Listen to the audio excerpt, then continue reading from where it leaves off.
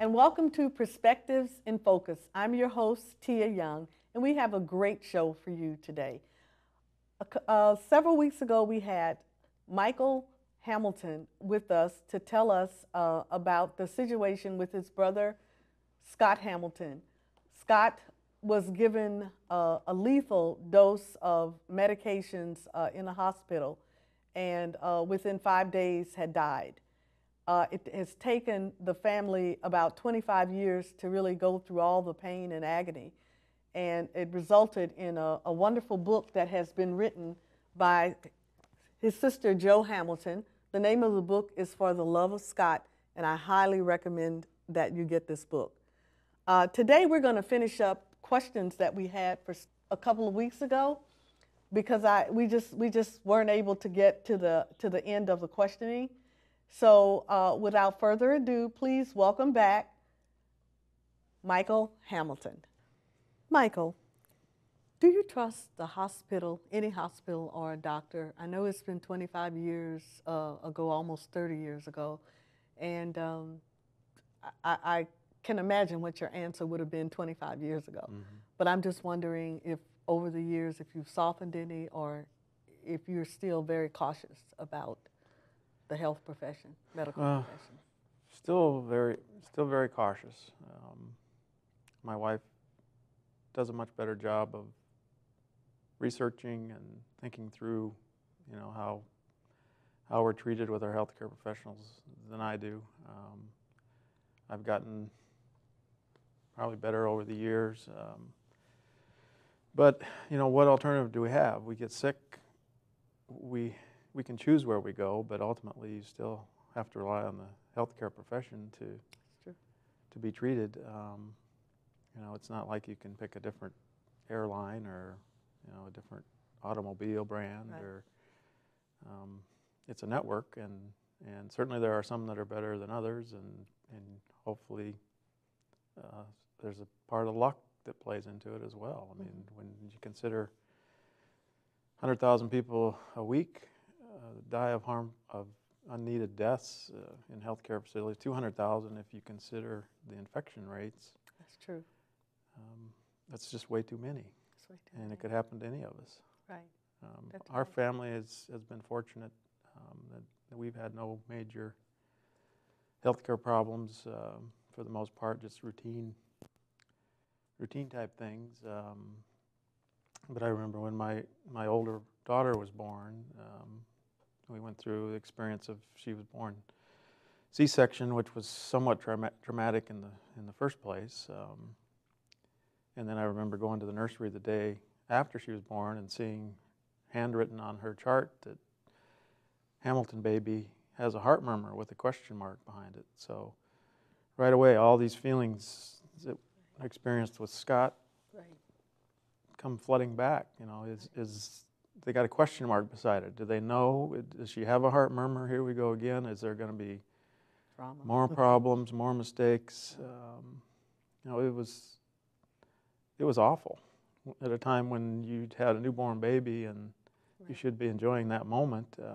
In fact, consequently, I think it bothered me so much at the time that 3 days later I had appendicitis and ended up in the hospital myself.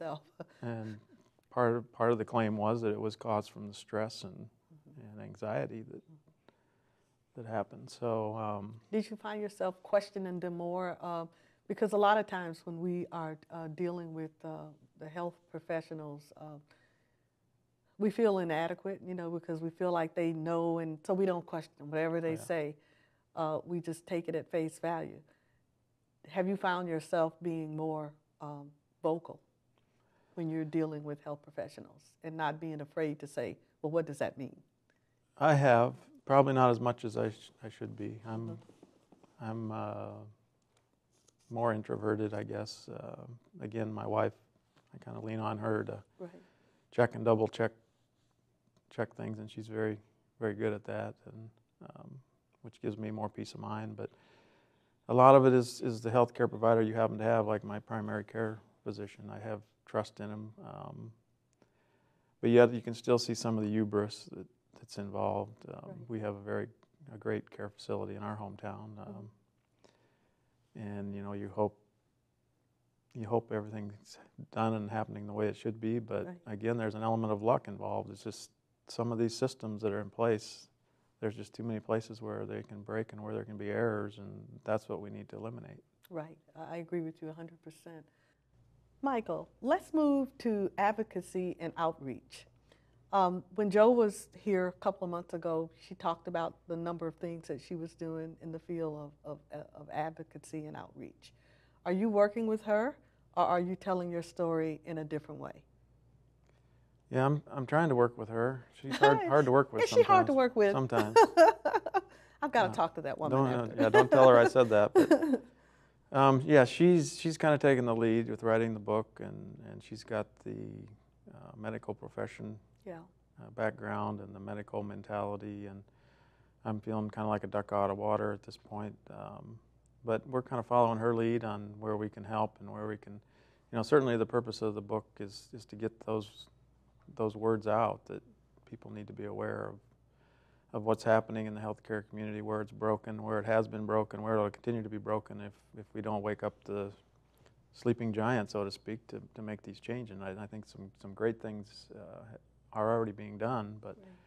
we need to keep the momentum rolling. And Need to keep the word out there. one of the things we learned at the TMIT Summit on Friday was that one of the most powerful things that's being done and can be done is the storytelling. People glaze over when they start hearing the statistics Yeah. and hearing about where we fail in this part of the system and where we fail in that part. But when you hear the heartfelt stories of the people that are touched and the people that have been harmed, that really resonates with Right. with all levels, in particular the healthcare providers. Right. That's right. And that is probably one of the stronger messages we can send to get some of these changes made. And I think Joe's book is a perfect example of how that's going to have an impact in many different areas. I think you're right. I think Joe's book is definitely going to open a lot of doors. Michael, I wasn't able to convince your lovely wife, Maggie, to come on the set with us, Wow. but I did meet her, and she's a lovely person. Tell us how she's been a help to you, because I have this feeling that she's really been there for you. She has. She never knew Scott. She's only known him through stories and through the book. Hopefully she knows him better as a result than what she has known him. But I'm sure she feels the pain and knows how horrendous it had to be for our family, and she understands the things that we've missed out on because of Scott not being there. And yeah, she's been a very good better half, I guess you'd say. Yeah, me. that family support is it's so critical to when we go through Yep. different things. I know our family is going through that right now, and there's support, as you said earlier. Initially, there's support from friends, from people at work and everything, but after it's been all said and done, it comes back down to just you and the family and just taking this one day at a time, one step at a time. And it is not easy. I feel your pain with that. I do. Yep. What advice would you give to folks who are maybe going through something similar? Maybe they haven't lost a family member yet, but they're certainly dealing with the arrogance of doctors and healthcare professionals with their loved one. Is there any advice that you could give them? Well, certainly you need to ask questions and challenge. I know we heard some stories again at the summit that some of the healthcare professionals don't like to be, most of them probably don't like to be asked some of those questions or challenged, when it comes to things like, please wash your hands before you, put that IV in, and Wait a you'll minute. get some pushback. There are health professionals that are not washing their hands. Well, that's some of the stories that. And the signs are all over the room. Some of the stories, unfortunately, and in their defense. Share some of those stories with us. That was at the summit one, where some people were talking about. And this summit is being held downtown Washington? This was at the National Press Club. At the National Press Club, okay. Is it this weekend? It was last Friday. Okay. This last Friday, okay. yeah. Okay, all right. Just some of the pushback and some of the arrogance you talk about, that as soon as you start questioning, then they will push back and say, how dare you? I'm a healthcare professional. And in the defense of some of the nurses and things like that, they're overworked and underpaid, and Yeah. and some of the pain that we saw when Scott went through Scott's tragedy is they don't go into the health profession to harm people. They go into the Help. healthcare professional Right, that's true. profession to help people, and again, it's part of the system being broken, and some of the problem is that they feel like they can't be open and or they're going to get chastised or worse by telling things the way they are. So definitely a lot of improvements that can be made there as well. Right. Were there actually nurses at this summit? There were some that were part of the summit, yes, and they're reaching out and trying to make change, and they understand the problems because they've seen them firsthand, and very, very strong group of people. Right. Well, did anyone there talk about the need for zero tolerance? Oh, yes. They did. But Yes. can you share a little bit about what? Well, that's the goal. Right now it's out of control. Yeah, And I would say so. the good news is that it can be fixed. And the challenges, again, are so great at this point. It's gone on for so long that, the National Transportation Safety Board, for example, realized that there was a problem with major airlines years ago, and they started making corrections before things got serious. It's same thing with NASCAR, which I find very ironic since Scott was into cars and motors and racing and things like that. That they're looking at those professionals to try to get a better handle on how they can better handle the errors in their own systems. So the goal is to get to zero tolerance, and people like Sully Sullenberg was there. Of course, we all know wow, yeah. we all know his story, and He's a hero. Yeah. Yeah. And he sent a very positive message and said, this is all doable, and I'm excited to see what things will look like in 10 years, as opposed to what things could be like in 10 years if nothing is done. Well, did the summit get to the point where they could offer up some solutions, or are they not sharing any solutions just yet? There's some solutions that have been taking place already in some major hospitals, and I think the key was that they're looking for some of the low-hanging fruit to start with, things that they can really focus in on, that they know changes can be made, and there's already some proven statistics to say that they're being done. Things like cross-checking each other better, and well, one of the areas was imaging with the CAT scans, and why we have people go through so many different CAT scans. Why can't we share this information? Is it really necessary in the first place? So just a lot of different topics that they shared of ways that they're already making improvements, and hopefully it'll continue to build momentum and go forward. And go forward on that. That's really good. We have just a couple of more minutes, and then we're going to be taking a break. Can you tell the folks how they can get in contact with you? Sure. There's an email for the love of Scott 23@gmail.com that we have access to, and then there's also for the love of Scott Facebook page. Okay, that's good. And just so you can, I know that I've probably talked about this book every 5 or 10 minutes, but I just can't help it because it is a very compelling book. And so here it is, For the Love of Scott by Joe Hamilton. And I think it's you can purchase it through Kindle for those of you who are in the latest in technology. And of course, you can get it from your local bookstores. We're going to take a station break. We'll be right back.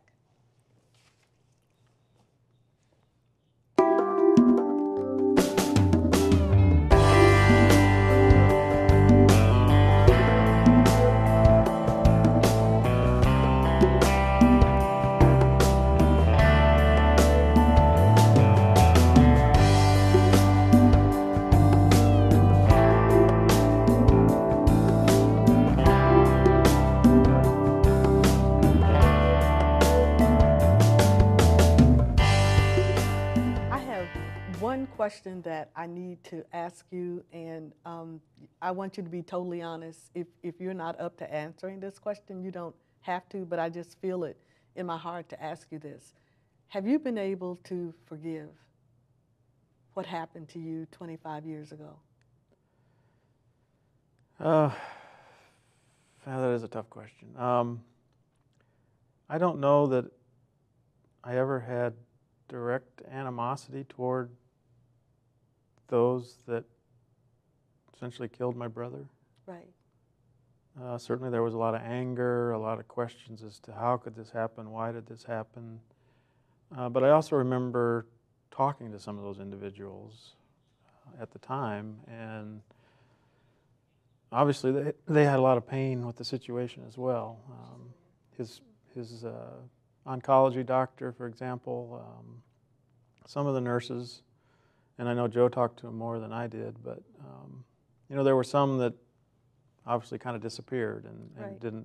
chose not to deal with it. But I got to think that some of the pain they felt, they had gotten close to Scott over the course of his fourth treatment, and you know, he was such a neat guy, and they had to see that and understand the potential, and also know that he essentially had been cured. And so, you know, I don't know that I ever was at a point where I had to forgive anybody. Right. Um, It's kind of like it a was just work in progress.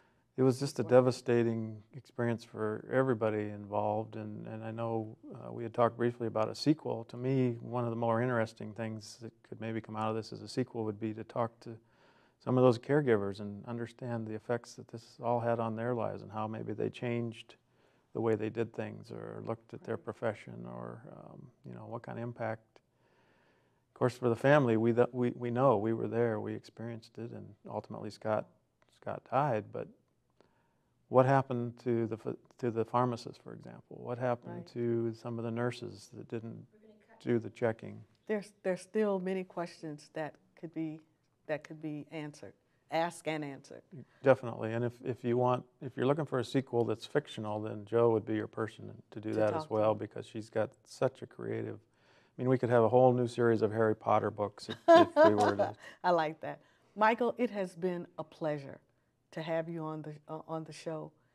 I wish I had some right words that I could say that would make it all go away or make it better, but unfortunately I can't. We just have to go through it.